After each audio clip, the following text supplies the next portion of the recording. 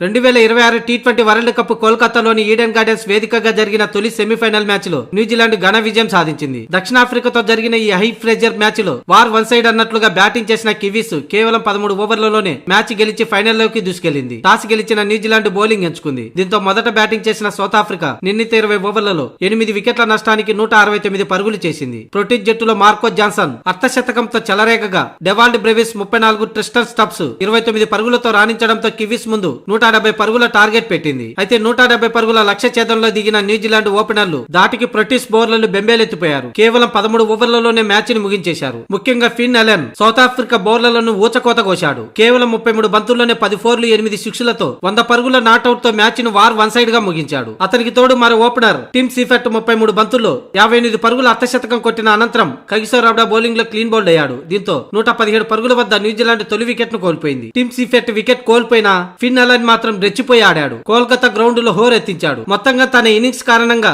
New Zealand జట్టు ఫైనల్లోకి దూసుకెళ్లింది. ఇక గురువారం భారత్ వర్సెస్ ఇంగ్లాండ్ మధ్య వాంఖేడే స్టేడియంలో జరిగే రెండో సెమీఫైనల్లో గెలిచిన జట్టుతో ఫైనల్లో న్యూజిలాండ్ తలపడనుంది. కాగా గత టీ20 వరల్డ్ కప్ లో టీమిండియా చేతిలో ఫైనల్లో ఓడిపోయిన సౌత్ ఆఫ్రికా ఈసారి 2026 టీ20 వరల్డ్ కప్ లో ఓటమే లేకుండా సెమీస్ లోకి అడుగుపెట్టింది. అంచనాలు చూస్తే ఈసారి ఖచ్చితంగా సౌత్ ఆఫ్రికా జట్టే విజేతగా నిలుస్తుందన్నంతగా ప్రతి జట్టుపై అద్భుత విజయాన్ని నమోదు చేసి తిరుగులేదనిపించింది. కానీ కోల్కతాలో సెమీఫైనల్ మ్యాచ్ లో న్యూజిలాండ్ చేతిలో ఘోర ఓటమి మరోసారి ఆ జట్టును కన్నీటి పాలు చేసింది. దీంతో వరుసగా రెండోసారి ఆశలు అడియాశలయ్యాయి.